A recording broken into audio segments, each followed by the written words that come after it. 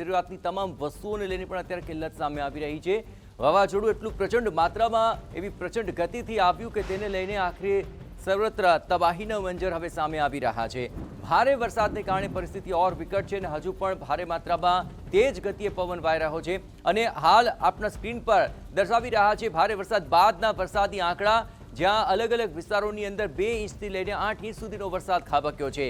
વાવાઝોડાને લઈને કચ્છના અંદર સાંબેલા ધાર વરસાદ વરસ્યો અને ગાંધીધામમાં સૌથી વધુ 8 ઇંચ વરસાદ, ભુજમાં 6 ઇંચ વરસાદ છે, અંજાર અને મુન્દ્રામાં 5 ઇંચ વરસાદ ખાબક્યો છે। એ સિવાય ખંભાળિયામાં 4 ઇંચ, જામજોધપુરમાં 4.5 ઇંચ વરસાદ, દ્વારકામાં 3.5 ઇંચ, કલ્યાણપુર, વાવ, કાલાવડમાં 3 ઇંચ વરસાદ વરસ્યો છે। માંડવી અને ભચાઉમાં પણ 2.5 ઇંચ વરસાદના અહેવાલ છે। ભાવનગર, નખત્રાણા, જામનગરમાં 2 ઇંચ વરસાદ ખાબક્યો। તો વાવાઝોડાને પગલે સર્વત્ર સાર્વત્રિક વરસાદની આ સ્થિતિ છે અને ગણતરીના કલાકોમાં ધોધમાર વરસાદ વરસવાને કારણે પરિસ્થિતિ ઓર વણસી શકે છે અને હજુ પણ વાદળછાયું વાતાવરણ સર્વત્ર જોવા રહ્યું છે। તેજ ગતિએ પવન ફૂંકાઈ રહ્યો છે અને હજુ પણ અતિ ભારે વરસાદની શક્યતા હવામાન વિભાગે વ્યક્ત કરી છે। મતલબ કે હજુ પણ 2 દિવસ સુધી આ સમગ્ર ચક્રવાતની અસર મોટા પાયે જોવા મળશે અને અત્યારે પણ ત્યાં ગંભીર પરિસ્થિતિ બની છે, કારણ કે હજુ પણ તેજ ગતિએ પવન વાઈ રહ્યો છે અને વાવાઝોડાને કારણે કચ્છની અંદર અત્યારે સૌથી વધુ વિપરીત પરિસ્થિતિ છે, કારણ કે હાલ ત્યાં તેજ ગતિએ પવનની સાથોસાથ વરસાદ પણ શરૂ છે અને તારાજીના દ્રશ્યો પણ છે, અંધાર પણ છવાયેલો છે। સૌથી મોટી વિકટ સમસ્યા જ એ છે કે આખરે જે વીજ પોલ ધરાશયી થયા છે તેને કારણે વીજ સપ્લાય અત્યારે શક્ય બની નથી રહ્યો અને તેને લઈને લોકોને પણ હાલાકીનો સામનો કરવો પડી રહ્યો છે। ગત રાત આખરી તેજ પવન ફૂંકાયો, ભારે વરસાદ વરસતો રહ્યો, અંધાર પણ છવાયેલો રહ્યો અને તેને લઈને લોકોને ઘરમાં પુરાઈને બેસી રહેવા માટે મજબૂર બનવું પડ્યું અને હવે સૂરજ ઉગતાની સાથે જ આ તબાહીના મંજર આપની સામે આવી રહ્યા છે। આપ જોઈ રહ્યા છો, જ્યાં જુઓ ત્યાં બસ ચક્રવાતની અસરના આ નિશાન જોવા મળી રહ્યા છે।